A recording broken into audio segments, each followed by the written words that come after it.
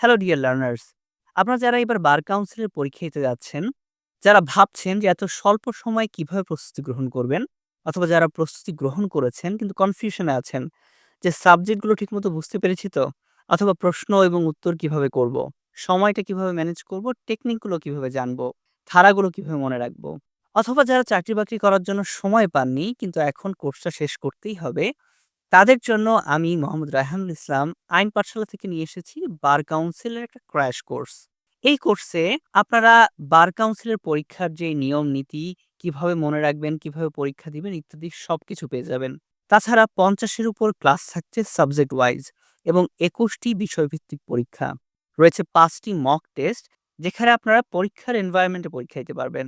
আর আপনাদের পেছনে সময় ব্যয় করবে ৩ জন অভিজ্ঞ শিক্ষক। আমাদের ক্লাস হবে প্রতি সপ্তাহে ৬ দিন, রাত ৯টা থেকে ১০টা ২০ পর্যন্ত।